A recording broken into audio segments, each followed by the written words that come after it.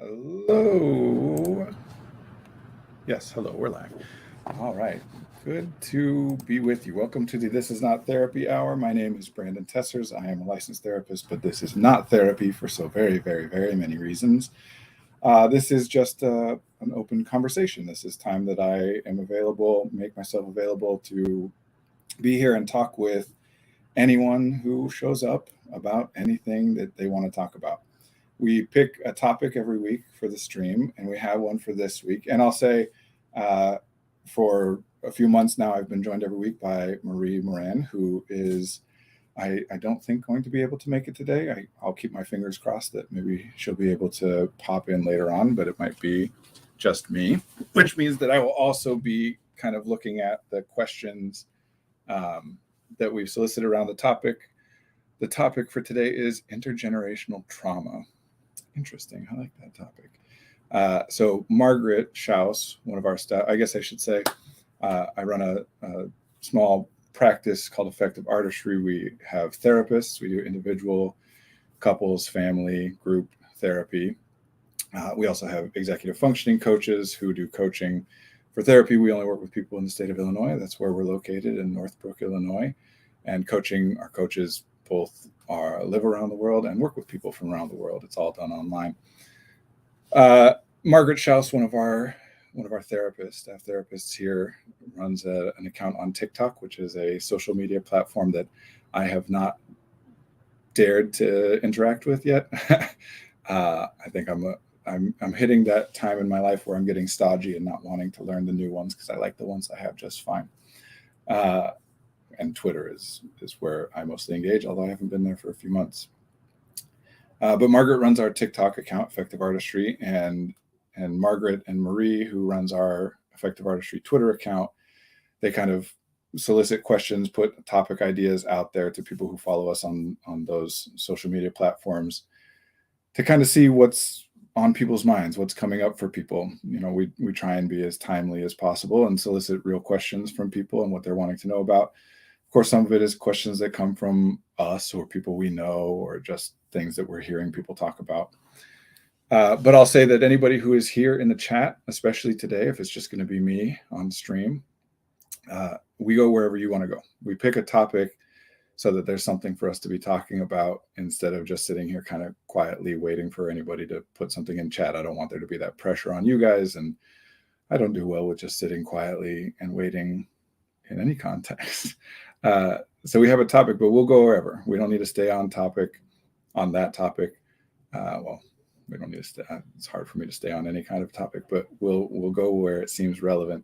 So for those of you who are here, just know anything you say, anything you ask, sure, questions and answers is definitely one common way of doing this. But really anything you say, if you're paying attention to me and I'm paying attention to you, then whatever I do or say is going to impact what you do or say next. Oh, Marie's joining. Awesome. And if I'm paying attention to you, which I will be, Marie, are you where I'm live, just kind of talking through the chat. Can I add you to the stream? Are you ready for that? Hello. Okay. So I'll just finish up the show. I was doing that and then we'll get going. We'll go wherever you want to go. Those of you in chat. If you have any questions about working with anyone at Effective Artistry, you can check out our website. And of course, if you're watching this through Twitch, Facebook, YouTube, we have channels and contact information on all those. Please know that if you make comments in the chat, it'll be connected to the account that you're using to be here. So if you're on Facebook, it'll be your Facebook account listed as having said it. So just be aware of that in terms of if you're saying anything that you might not want to be able to be connected to publicly. I think that's pretty much it. My default next statement is, did I cover it all, Marie? But you wouldn't know. I think we covered it all. It's good to see you. How are you? No. I'm fine, thank you. I'm sorry I'm late. I downloaded some cool new software to my computer a couple of days ago, and it has caused everything on my computer to slow right down. So I was frantically trying to get logged in and couldn't. So sorry everybody for being late, and I'm glad to be here. Same thing happened to me last How are you doing? I'm doing all right. It's Monday, back to work. Yeah, I'm doing well. I'm excited to be here and talk with you about. I looked up the topic. I wasn't sure if you were going to be able to join. So intergenerational trauma. That's fun. Well, fun to talk Yeah, about. it's a big one, isn't it? I've noticed on Instagram recently, well, the algorithm probably has something to do with it, but I clicked on a video that talked about trauma and intergenerational trauma, and now my feed is just full of reels and stories about intergenerational trauma. So it seems to be kind of a hot topic at the moment. Yeah. Well, I mean, there are definitely multiple reasons for that, but it's a fun one to talk about. Yeah. And I guess we always come back to language and how we use terms and phrases differently. So I thought it might be a good one to talk about today as well. To get your take on what intergenerational trauma is and how it shows up for people and who might be susceptible to it. So I guess that's the first question. How would you define intergenerational trauma? Well, we can start with a simple one, which is intergenerational trauma is trauma that impacts people down the line. So a person experiences some trauma and is changed in some way. And those changes then change or at least impact the way in which that person impacts the next generation. And so that second generation, even though they didn't directly themselves experience the initial trauma, they still have things going on in their lives that we theoretically can trace back to that initial trauma. That's what we mean when we say intergenerational trauma. The big question, of course, is what is trauma? Because that's the one we're going to have to define. Yeah. That's a lot more complicated. And I'll say trauma every week. I say language means what it means, right? People use words to mean whatever they mean them to mean, and that's all valid. There's no such thing as correct or incorrect definitions. So trauma is one of those words that gets used by a lot of different people to mean a lot of different things. And I want to make sure that we clarify, because it is a topic where if you're not being clear about what you mean by trauma, you can unintentionally harm people by giving them the wrong impression of what it is that you're trying to say. There's a reason there's a lot of arguing when it comes to trauma, with people saying what they've experienced as trauma and other people saying that it's not. So first off, we'll say sometimes there's like this colloquial way of talking about it where people will refer to capital T trauma versus like lowercase t trauma. Generally, what people mean by that is there are certain things that might happen to a person that we can reasonably assume that most people will agree would label that as a traumatic incident, right? Okay. Like a near-death experience, or being robbed at gunpoint, or whatever, the loss of a loved one, like seeing someone die in front of you, right? These are things that most people, we can make a reasonable assumption that most people would agree, yes, that sounds traumatic, which really means that it's stuff that we can more or less consider would be universally, or more, almost universally traumatic, meaning that no matter who it happened to, we would call it traumatic. But trauma itself is a more broad concept. So there's a term we're going to use a lot today, talking about intergenerational trauma, especially, called epigenetics. You familiar with that term, Marie? Yes, but I'm no expert on it. But yes. That, again, language, it means what it means. Like, as a brief aside, I think one of the things that gets in the way of people having good and useful conversations is people being so concerned that maybe they're not using the word correctly, or they don't know as much as they should know about something before being able to speak about it. But you have some information about it. You have some reason that you could use the word. And so you're blocking yourself off from accessing and utilizing that information because you feel like it's partial, not making a comment on what you're saying, Marie, just an example. So epigenetics just means this. Your genetics are in your DNA. That's what we're talking about, the genes in your DNA. It's like a plan, like a blueprint, right? I think that's kind of the general metaphor that's used. Your DNA is a blueprint. the cells in your body, as you're developing and as you're going through your life, they operate in accordance with what is written into the DNA, and everybody's DNA is different. So that's your genetics. Epigenetics refers to the way in which your genetics and your environment interact with each other and impact each other. And the piece that is important to say here, even though I'll make a comment about this later, I guess, excuse me, is that your DNA changes over the course of your life in response to things that happen over the course of your life, meaning in response to things you experience in your environment, your DNA changes. And then if and when you reproduce, the child gets half of their DNA from you, half of their DNA from the other parent, and kind of mixes from there. So any changes to your DNA, which occur over the course of your lifetime, are also then passed along to the next generation. I'm saying all this because a big part of why people tend to focus on trauma is it's a way to kind of talk about something that has an emotional or psychological impact in a way that makes it sound very medical and organic, which is useful to be able to do, but there's, as with everything, upsides and downsides. Meaning that, what do I want to say here? Anything you experience, anything, call it trauma or not, things that you enjoy, impact you as an organism, as a physical, living thing. Some of those impacts are momentary, transient, right? Like you hear a sound, well, what that really means is there's a physical wave passing through the air, the sound wave that strikes your eardrum. And in response to that, then the system of your ear, the physical apparatus, and then the auditory nerve translates that into electrical signals. So your body is creating electrical signals in the nervous system in response to the physical stimuli of a sound wave. So everything that you experience in your environment, all sense data, it creates some physical change on some level in you. Some of those things have larger impact than others. Some of them not even necessarily permanent, but permanent until something else changes, right?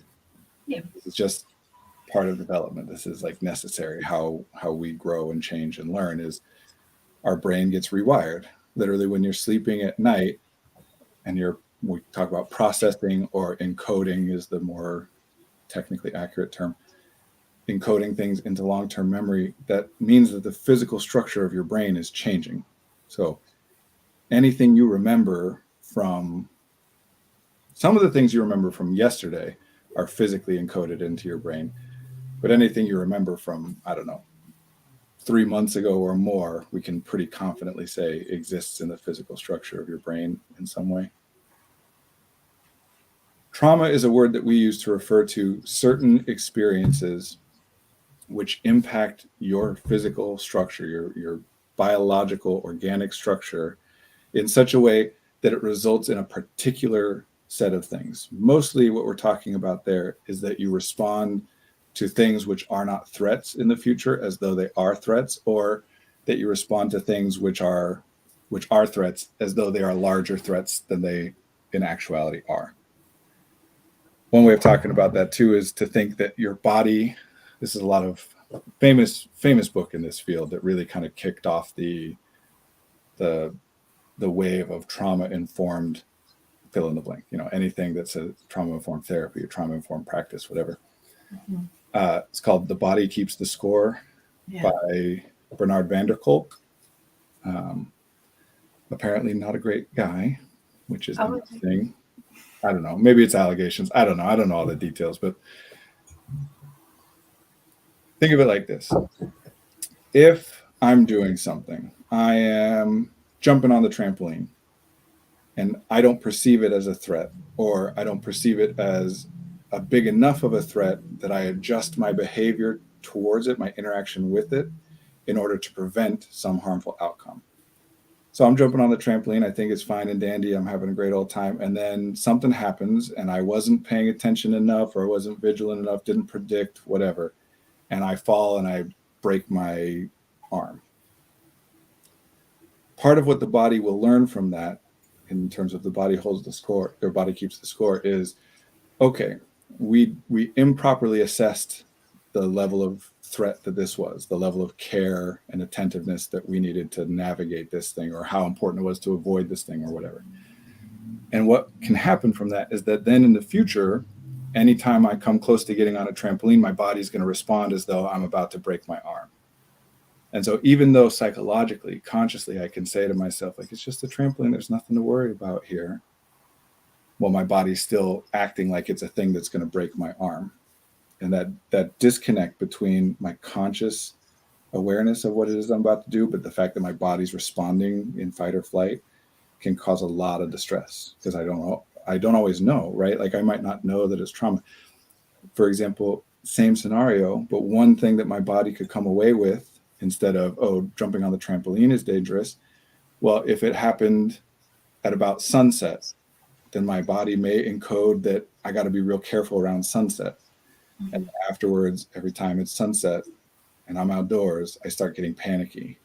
And I might not consciously connect that to, oh, that time I broke my arm jumping on a trampoline. So when we're talking about trauma, there's no like correct or incorrect definition of what makes something traumatic. It's just, you've had an experience that hurt you in some way, and that your body is now encoding in the brain as part of the body, that now encoded into the brain and the rest of the body is a response to some element of that thing, some element of that experience, and is responding to those elements as though it is as dangerous as it was that time. Right. And it's not necessarily a physical trauma, right? It could be an emotional or... Absolutely. Yeah. Yeah. I mean, at the root of it, emotional, like emotion and psychology, it's all physical. Yeah. Today, like whatever consciousness is, and certainly people, you can make arguments about spirits and souls and whatever it is, we can reasonably confidently say that it exists on top of a physical structure of a body. Because, no matter what your spirit or soul or whatever is, if you drink a bunch of alcohol, the way in which your consciousness functions changes in response to something purely physical happening, right? The technical term for this in philosophy is supervene, that if A supervenes on B, that means that any change in A necessitates that there was also a change in B. So no matter what you're thinking, feeling, emotion, psychology, cognition, no matter what's happening in your consciousness, we could map that theoretically against a certain physiological state. Okay. And if your conscious state was any different in any way, then the physiological state would also be different in some way. So it is all, emotion is threat assessment, right? It's at the root of it all. It's about protecting yourself, whether you want to go with like the Freudian avoiding pain and pursuing pleasure, or just kind of the more neutral systems aim to persist in their current state, homeostasis, whatever. Those emotional and psychological responses are still responses to something that seems like it's going to harm our ability to survive or help our ability to survive and thrive. So yes, emotion, psychology, emotional meltdowns, like for example, among autistic people or neurodivergent people. There's a reason that some people will talk about the theory that what we call autism is actually a version of chronic post-traumatic stress disorder. It all gets real complicated, but we're talking about intergenerational trauma. So let me stay focused on trauma, which is just something happens and you are harmed by that physically, emotionally, psychologically. In some way, it causes you pain. And in response to that pain, you shift. Maybe your conscious mind and your physical body, maybe just your physical body, including the brain, without the consciousness. I would argue even maybe a conscious shift without a physiological one, that sometimes the way I think is a response to a prior trauma, even if my body isn't treating it as though it's fight or flight. Right. So something happens, it causes you pain, and then you adjust so that in an attempt to avoid that pain in the future. that thing that happens would be the traumatic incident. The adjustment that you make, the thing that you carry forward with you, that's what we call the trauma. And it is important to note that while we can talk about capital T trauma if we want, trauma is a response. Anything can trigger a trauma response. Yeah. Right? Like you could be in your house perfectly safe and nothing's going on, but if you think, for whatever reason, if you perceive it to be that there is a ghost haunting you that wants to kill you, then your body can still respond to that environment as though it is life or death. It can still be a traumatic incident. With auditory sensitivity, with any sensory sensitivity, sounds that other people would say, yeah, that's not a problem at all, can be traumatic for some individuals and vice versa. So when we're having this conversation for us, I am never, ever talking about capital T trauma, because I don't find that to be a very useful way to go about doing what we are doing. It serves a purpose in other contexts. If you want to do large scale studies on trauma, then yes, you need to have some way to qualify who to put in your population for the study and whatever. That's not what we're doing. We're talking about individuals. If you responded to something you had a traumatic response to something, then that thing was traumatic for you, period. Yeah. So there's that. And then intergenerational trauma, going back to where we started, means two things. One is if it changes the DNA, epigenetics, and then that change in the DNA is passed on. So some of the original stuff in both epigenetics and intergenerational trauma, these things are intertwined in the research, because some of the biggest original research that showed stuff for both of these things was done on the families, the descendants of Holocaust survivors. That Holocaust survivors, their DNA seems to have changed in some way that maps to other Holocaust survivors, and that those changes persist in the DNA that's being passed down. Mm-hmm. So that's one. The other about intergenerational trauma is that your behavior can change in response to trauma, whether it's changing the DNA or not. Your behavior changes, your emotion, the way you communicate, and that then you pass that down in just the way what we call intergenerational transmission. Mm-hmm. This means humans learn by observing and copying and responding to other humans. So a very common example of this, people will talk about all the time, at least in the United States, is people who lived through the Great Depression in the United States took on a lot of particular habits around thriftiness and saving and work ethic and whatever, that then they passed to their children, baby boomers, that they then passed to their children, and so on and so forth. Long answer. But that's what we're talking about when we mean intergenerational trauma. Yeah, I've been thinking about this since it popped up, and I'm Irish, and it's been less than a couple of hundred years since the Great Famine in Ireland, and I wondered if it was something that was studied in the context of intergenerational trauma, because there are certain patterns of behavior.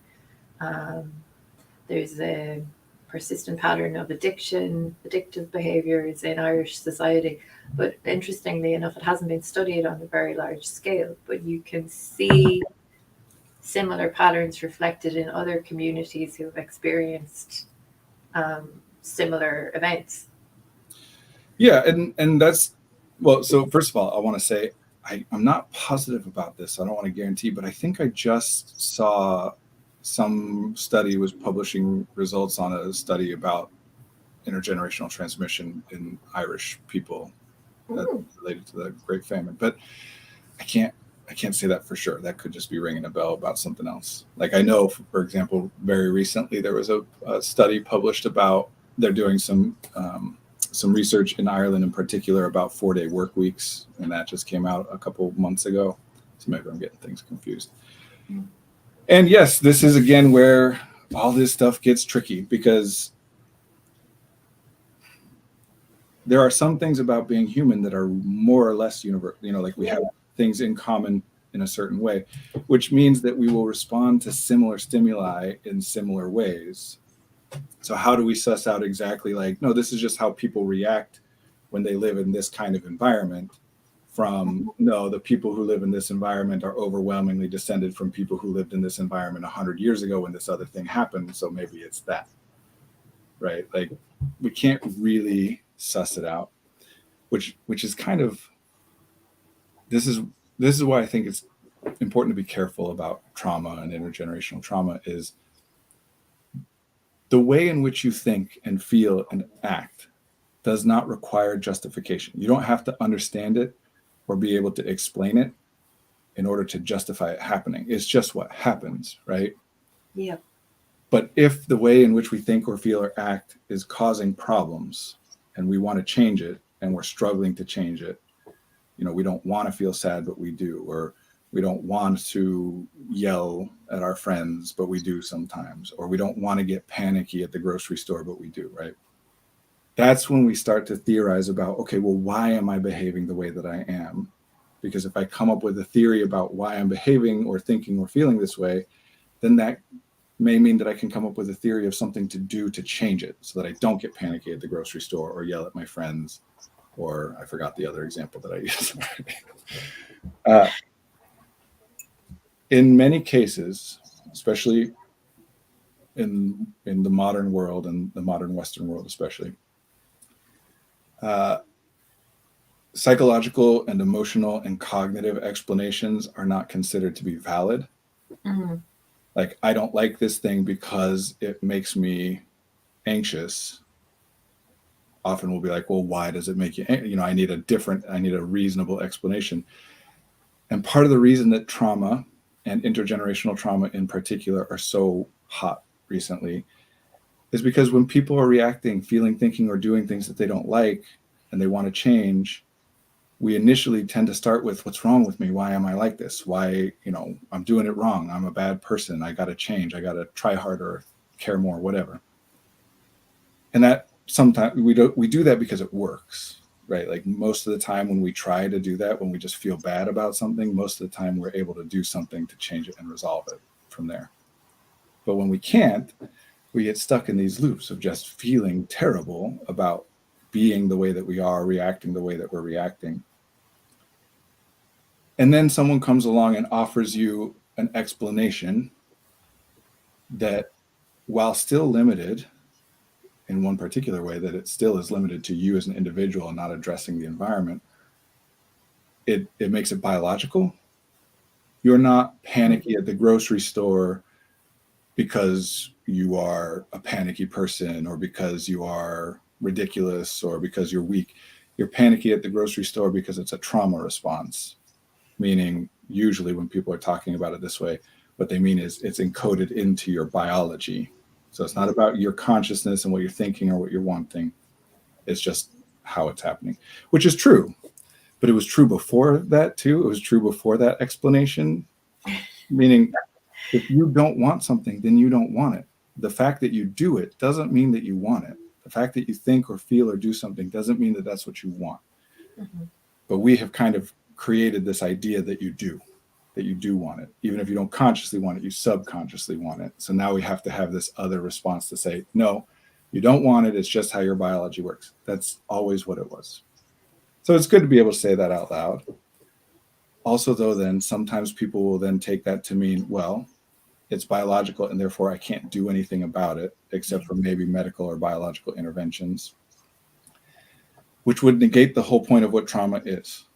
Right? Like, if nothing can be done to adjust your biological makeup, then there wouldn't be trauma in the first place. The point of the trauma is that it adjusted your biological makeup so that your future responses were different.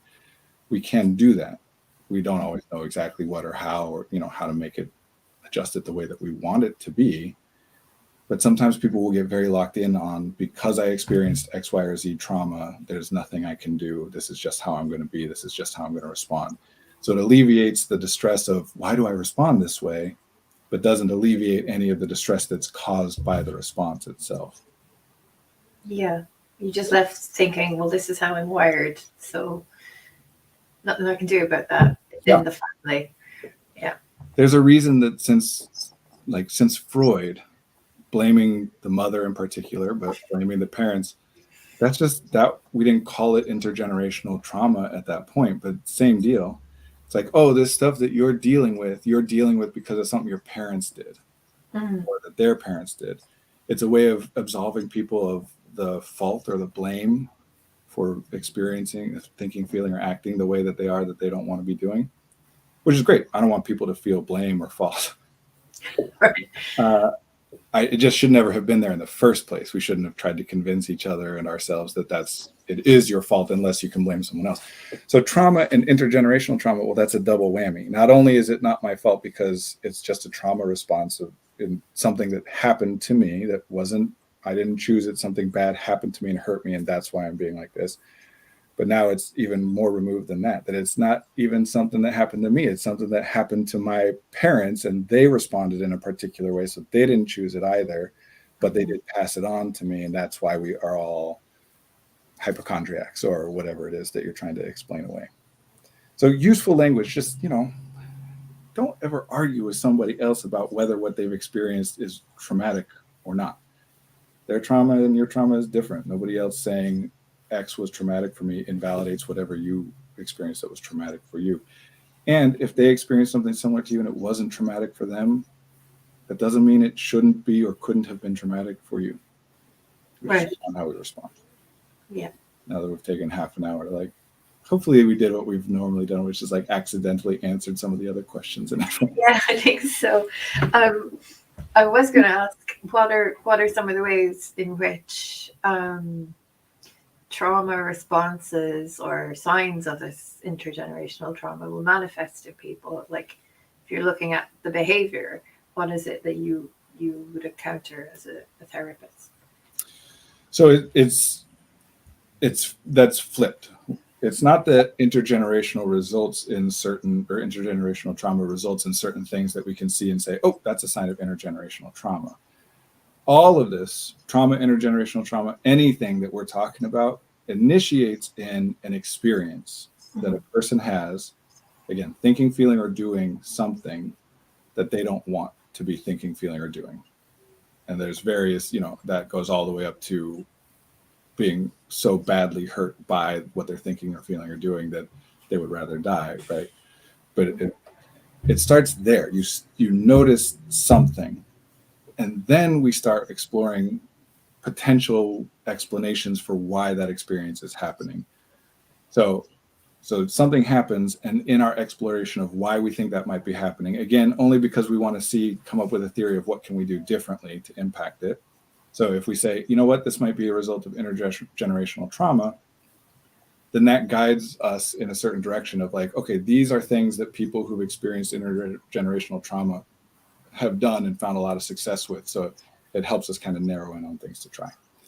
That said, mostly when we're talking about trauma of any kind, if whatever the initial thing is that's happening, and then we're exploring it and we're going to talk about trauma potentially, we're talking about fight or flight, some version of that. And we're talking about it being disproportionate to the cognitive understanding of what the threat is. So if someone sets a loose bear in my room and I go into fight or flight, we would say that's reasonable. Yeah. If someone asks me to read a book and I respond as though it's a bear in my room, we would say that seems disproportionate. And again, even then, my first thing would be, well, is it viable for me to just not have people ask me to read books before going on any other journey of self-exploration and change? And if it's not, then I'm going to say, okay, I got to figure out how to respond differently when people ask me to read a book, because that's not working for me. So yeah, it's a fight or flight response, or we can talk about it as prefrontal cortex shutdown. It's in body holds, or body keeps the score. It kind of intertwines with what we call vagal nerve theory that was also being developed, or at least popularized around the same time. You have, we'll oversimplify it. You have two different nervous systems. One is, this is not time to think, this is time to act. Thinking is not going to be helpful here. We got to move fast. We dump adrenaline into the system. Colloquially, we call that fight or flight. Yeah. The other is, body is calm, mind is active. We're going to think our way through this. And of course, like I said, oversimplifying. It's not just two things, but to make it simple, you switch back and forth between these things. And what we would like to do, again, generally in our modern day, what feels more comfortable to us is calm body. Let me think through this. I want a cognitive explanation, understanding, rationale, theory about what to be done. And when I respond differently than that, when it's no, I'm just moving and I'm not thinking. Sometimes we're fine. We call that zoning out or being in the zone or whatever. Like there's lots of versions of it we like. But if it's stuff we don't like, then we'll usually call it fight or flight. So typically we're looking at you're experiencing that fight or flight. You're responding, adrenaline's dumping, your heart rate's increasing, your breathing becomes more shallow, your skin flushes, you get sweaty, all the signs of anxiety or panic, that is your body basically saying something is about to hurt us if we're not real careful or fast to respond. You're going to experience something like that and then not be able to explain why. Yeah. If you can explain why, whether your explanation is accurate or not, we're still probably not going to talk about or explore trauma. If you say, yes, I felt that way because it was a big presentation in front of 1,000 people when I was real nervous. Now, we could still say you respond to talking in front of 1,000 people like that because of trauma or intergenerational trauma, but generally people are not going to need to. Yeah. Generally people are going to say like, yeah, that makes sense. I need no further explanation. That is a scary scenario, even though it is unlikely that those 1,000 people will storm the stage and kill you or whatever, right? So again, that's not, I want to show over and over, and maybe I'm doing it too much and wasting too much time, or that like, this is all, we could describe any of it in different ways. That's what would start us looking at it. You're experiencing fight or flight in response to something in some kind of pattern, right? It doesn't feel just purely random to you. You've said like, every time X happens, I get panicky, or I get panicky and I don't get panicky every time X happens, but I do notice that these times where I'm getting panicky out of nowhere, it does seem like X is happening. We're looking at a pattern and you don't have anything from your own life to say why that would be, then we can start looking at intergenerational trauma. Right. So if this is something you want to resolve in therapy or elsewhere, I guess a lot of people call it breaking the cycle, right? Yeah. That doesn't necessitate having to go back to your parents or your grandparents and going, I'm like this because of what happened to you. And we all need to fix this together, right? Am I right? No, it doesn't. Quietly, right? If we thought really hard, maybe we could come up with a scenario where it would be difficult to think of something to do that didn't involve going back to the previous generations, but that'd be really tough. I mean, generally speaking, you don't have to go back to previous generations and explore it with them. Yeah. Mostly when we're going to do this, if you are going to go back to previous generations, it's about information gathering, not resolving it. It's more like you're experiencing fight or flight in response to X and you don't know why. Well, then let's ask mom and dad about X and see if either of them have any strange experiences or thoughts about X. And if not, let's ask grandma and grandpa about X and see if they, so kind of a way to get some information that might make us say, oh yeah, this is intergenerational trauma. But again, part of the reason I'm trying to hit this so hard of what I'm saying is just because we've identified something as intergenerational trauma doesn't mean that therefore you must respond to it this way. Yeah. Or that if you respond to it this way, it will definitely help. Anything, your aversion to cats, we could theoretically say is intergenerational trauma. Your love of sunny days, we could theoretically. So it's just stuff that causes you a problem. And like anything else that causes you a problem, we're looking for what you can do about it. The reason I asked that is because I think some people feel like if they cannot resolve this with the previous generation, then it just cannot be resolved. I'd have to know what those people were saying specifically, right? Like, because we talked a bit about this when we were talking about grief and closure and stuff earlier too, that like you can get closure by communicating with people. That's not the only way to get it. Yeah. And this is, again, part of why I'm hitting the vagueness of these definitions so much, is so that people don't get stuck thinking they have to do a particular thing about it. Exactly. Because if you think that, you might be fortunate and be able to do that thing, and it does resolve you. You might be unfortunate and you're not able to. Like, what if your parents and grandparents are dead and there's nothing you can, then you just say, I'm stuck with this and there's nothing. Right. Yeah. So it's good to just remind people that there are ways to resolve this, even if you cannot go back and discuss it with other members of the family. Yeah. Even thinking about it as intergenerational trauma is just something you're thinking of it as. Yeah. Doesn't mean it's valid. I'm not trying to take that away from somebody. It's a valid thing, but it's not the correct explanation. It's just a concept we have to explain a certain thing. Because even those changes in DNA, it's not like we can map any particular gene to any particular experience. Right. We have at best some correlations, and those correlations are very weak because, let's say people have condition X and we want to see if there's a genetic marker for that. Well, the first thing we do is gather up a bunch of people who have condition X and a bunch of people who don't, and look at their genes and compare. Well, but if condition X is a disorder and not a disease, like all the things we're talking about are, whether that's autism or depression or PTSD, whatever, those things are diagnosed arbitrarily. So from the beginning, the study is already flawed in that we're only looking at people who have been identified and diagnosed as having a thing, and then they become self-reinforcing. Yes, we decided these people have a thing. We looked at their genes, found these things in common, and now we say that these genes equal these things, and we can prove it because, look, people who have these genes have the thing. But that's how we started. People who have the thing had the genes. Anyway. So no, there's no one right or wrong way to address this. And with most, well, I'll stop and let you get to the next question because I don't even know what our questions all are. Well, I guess the most obvious question leading on from that is, what are the kind of techniques or therapies that are useful in dealing with trauma, or any, as you say, any kind of behavior that we don't find ideal that we would like to change?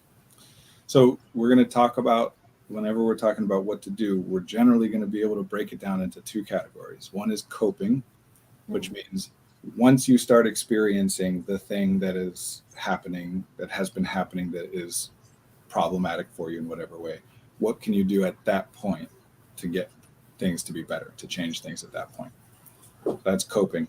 The other is prevention, which prevention we can kind of break down into further categories, but basically means, how do we make it so that the experience that you've been having doesn't happen as much anymore?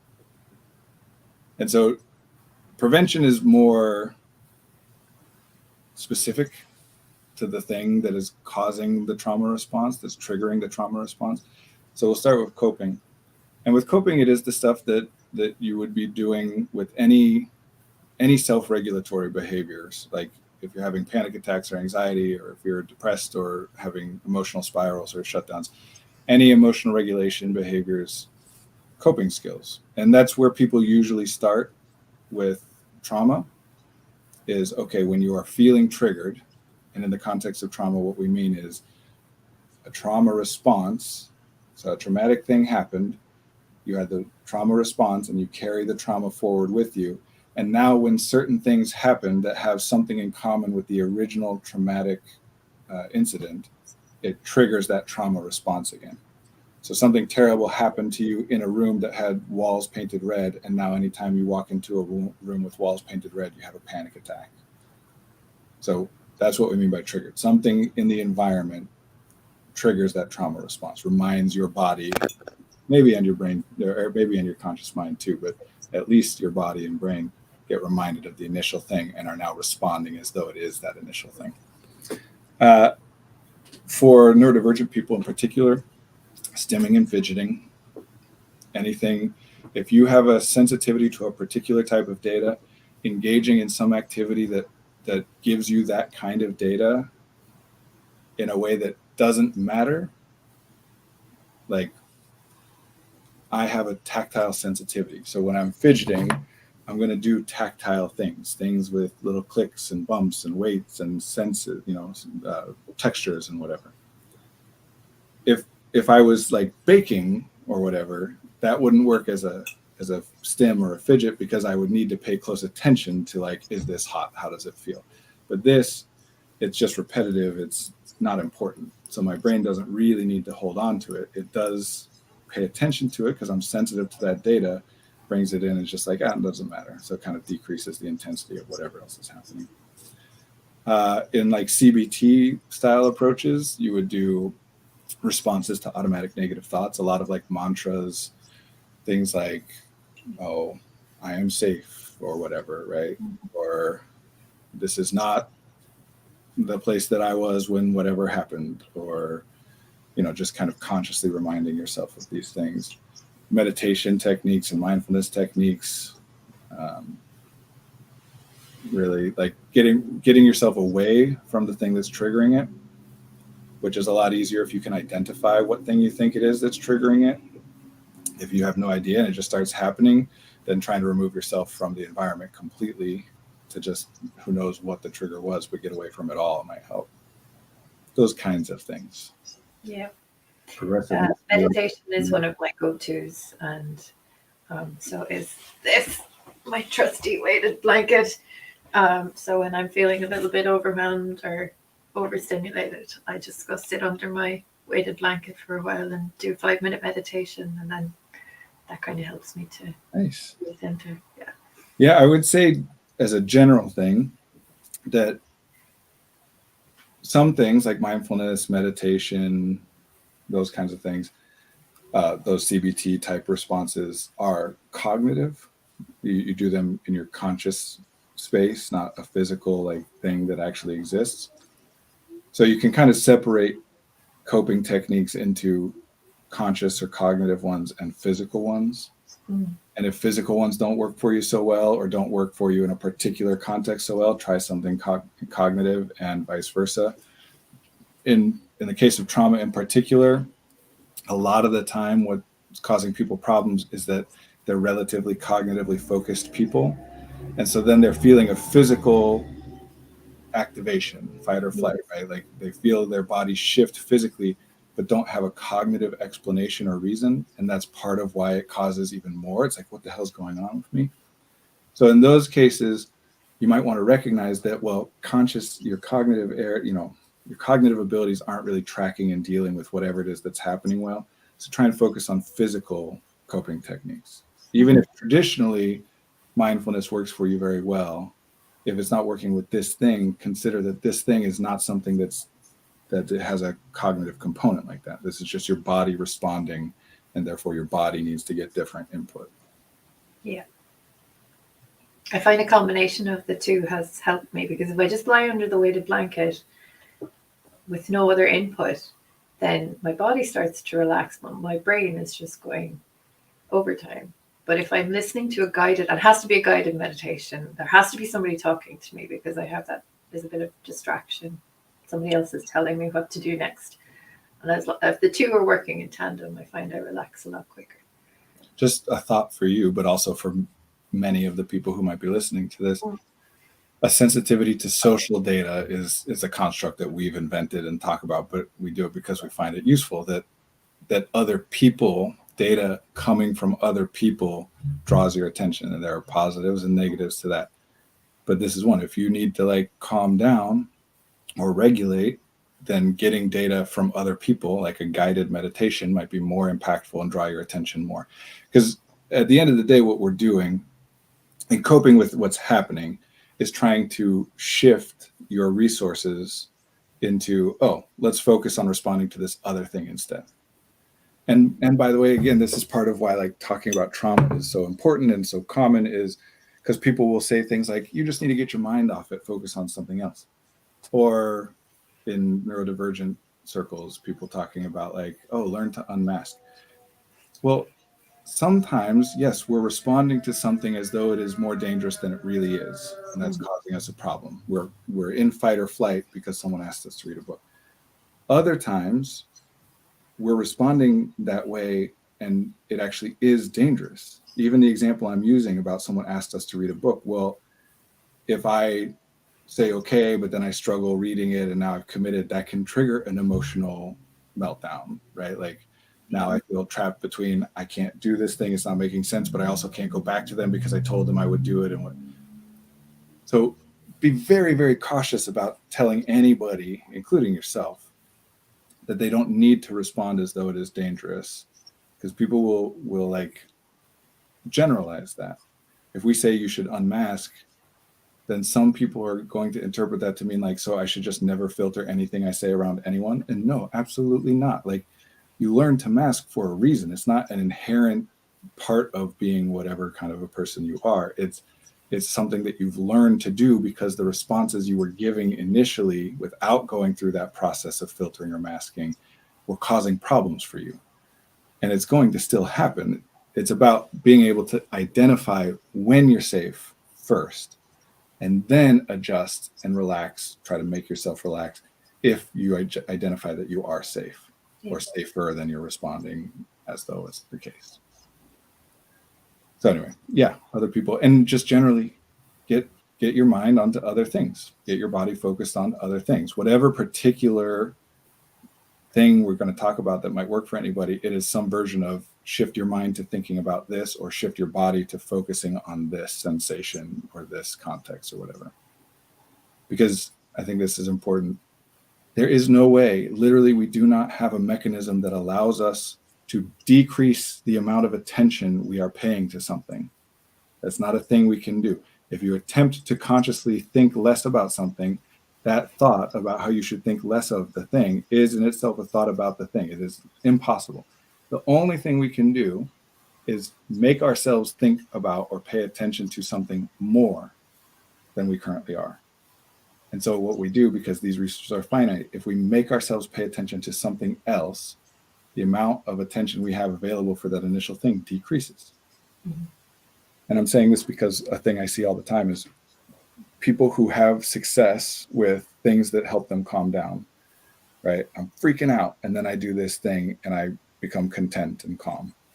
And then they will call that thing a distraction or an escape and invalidate it.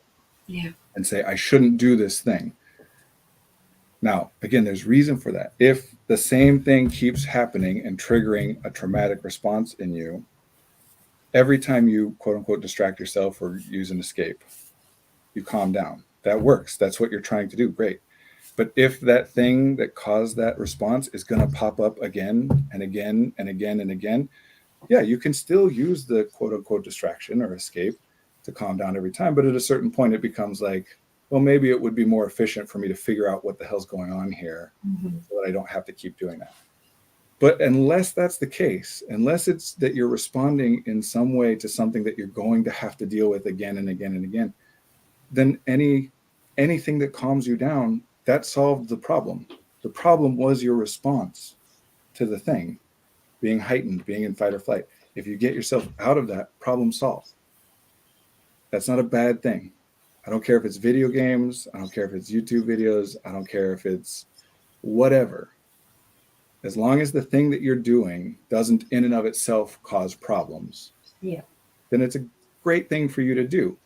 The worst case scenario, as long as it doesn't, like if you're shooting up heroin, it still resolves the initial problem of getting you calmed down or whatever, but it causes its own problems. So as long as the thing you're doing doesn't cause its own problems, then the worst case scenario is that you then will have to deal with whatever the thing is again later. Mm-hmm. So that's coping. Yeah. What's the next step? So prevention, here we can break it down a lot of different ways too. What most people are going for generally is what I would call automatic prevention, meaning make it so that the thing can't happen, right? Like if I have a traumatic response to people cutting me off in traffic, well, if I never get in a car, that can never happen. So that's an automatic prevention. It will never happen.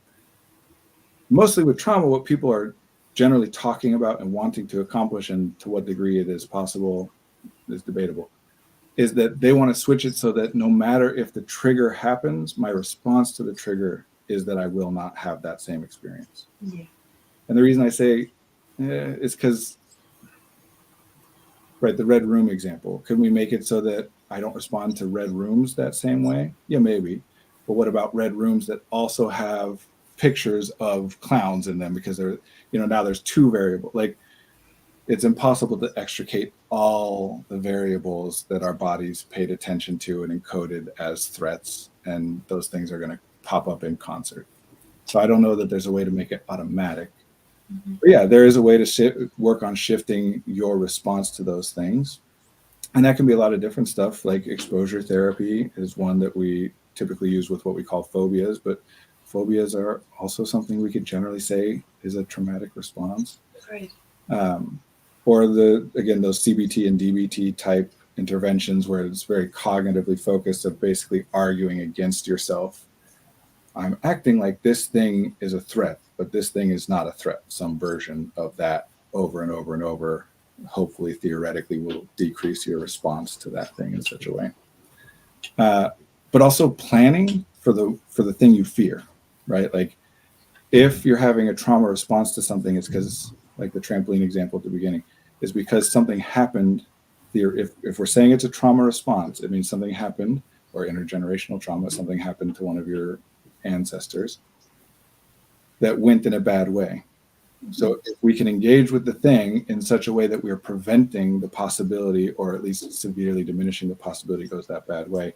So if I jump in a trampoline, but I put nets around the trampoline so that I can't fall off, that might enable me to do the thing I need to do. In this case, I need to jump on a trampoline without having that same response. Or in cases like panic attacks, because panic disorder is often, I think it's very helpful to think of it as a traumatic response, meaning you had a panic attack, which was a traumatic experience in and of itself. Not the thing that caused the panic. The fact that you were in a panic attack in some public place without support is terrifying and traumatic. Well, now, anytime you go to a public place, especially if it's the same kind of places that happened, now you're starting to get panicky about what if I have a panic attack? Yeah. So you plan things for that worst case scenario. Well, I'm going to bring somebody with me so that if it happens, they know to do this and that with me. If you've had panic attacks at work and you can talk to a coworker that you trust, a friend, to help you with things. One that I like to recommend a lot is starting to practice noting the thing coming on. So if you say, and I always do the reverse of what people would expect. Instead of saying that 10 is the fully highly escalated trauma response, fight or flight, and 0 is baseline, it's flipped. 10 is contentment and calm. 0 is panic attack, fight or flight, whatever. What I can start to do is start to track, when I notice X, that seems to usually mean that I'm getting lower and lower, closer to that 0. So like, when I catch myself pacing, that usually means I'm at like an 8. It's not real bad, but it's not like calm and content. When I'm grinding my teeth, that usually happens at like a 5. So I'll have people create these spreadsheets where you put 10 to 0. And then first column is, what do you notice in yourself? I notice when I start to get escalated that I do X, Y, or Z. So, and then you slot that in, matching it against whatever number you think it is. Second column is you talk to the people around you that you trust and ask them what they've noticed, because they will likely have noticed things that you haven't. You start to get real like snippy when you're getting stressed out. Oh, okay, where would I put that? What do you mean by snippy? And you can do the same thing. And then the third column is, what can I do? If I notice that I'm pacing and that means I'm at an 8, well then what have I learned that I can do to kind of stop myself from going lower and maybe even reverse and get back higher if I take a break and eat something or whatever? Because different responses will be useful at different points. Like the things that might be helpful to me if I catch it at an 8 might not be helpful to me if I catch it at a 2. Or might theoretically be helpful, but by the time I'm at a 2, I'm not going to be capable of doing that thing. And vice versa, some things that are going to help me when I'm at a 2 are way more drastic than I would want to do or need to do when I'm at an 8. So we just start to train ourselves to notice the thing coming on, get an assessment of how close or far away are we from it, and therefore what do I do at this point specifically. Mm-hmm. So different ways to prevent. Automate it by just removing the possibility of having the stimuli. try to automate it by changing your response to the stimuli over time, or shift it so that you're vigilant for the thing coming on rather than vigilant once it happens, and can try and address it when it's at an easier, more addressable state. Right. I guess, well, we're out of time, but I guess there are other questions we could ask about what if the source of the trauma response is a relationship or a domestic situation, and you're not in a position to remove yourself from it immediately. Yeah, whether it's a relationship or a domestic situation or whatever, if there's something you can't remove yourself from, then that constrains your options. Preventing it from ever happening because you're never exposed to the trigger is not an option now. So you can still look within those constraints. There might be things you can do to make it so that the trigger happens less frequently, or you can look at things that you can do so that you respond to the trigger differently. In some relationships, at least, because just to be clear, you can have traumatic experiences in a relationship or traumatic responses to someone in a relationship without that person having done anything wrong or doing anything wrong. Sometimes, intense jealousy can be a trauma response to having been cheated on by a prior partner, even though this partner is not doing anything wrong. Mm-hmm. So we want to be careful, because again, sometimes there becomes that if someone's triggering a trauma response in you, that they're abusive. Yeah. It's not always the case. And it often is the case. I'm not saying it's, just assess for safety. It's not always safe. It's not never safe. It depends on your particular circumstances. And because if you assess for that, the things you can do are different. If I'm in a good relationship with someone who cares about me and I can communicate with, well, that unlocks a bunch of possibilities that involve us talking to each other and me making requests about them doing something differently because they might be willing to do that. Whereas somebody else, I wouldn't want to talk to them about that because then they might deliberately do that and use it against me. So if it's in a relationship or a domestic situation and it's something that you trust that the other person is not doing intentionally, they're unaware, or a very common pattern is that they do something that triggers a trauma response in you. They notice it and they feel so bad because let's flip it. You do something that triggers a trauma response in them and you didn't mean to. And now they're accusing you of traumatizing them. And now you feel terrible. And one very common response to that feeling terrible is to say, no, you're being ridiculous. I didn't do anything wrong. Instead of being able to say, like, okay, to be clear, that's not what I was trying to do. And Zoe, good job, Zoe. I got to get going. And still address it for what it is. I know that this happened. You're not responding wrong. Also, that's not what I was intending. So let's do what we can do to kind of de-escalate it here. Yeah, I got your phone. Thank you, Zoe. Thank you. Yeah, thank you, Zoe. Let's wrap up. It's been a really good conversation. Thank you. And we will re-upload this to YouTube on Wednesday, so we'll be able to catch up if you missed any of it today. Thank you for being here. Thanks, Marie. Thank you. Catch you next week. I'll talk to you next week. Bye. Take care. Bye-bye.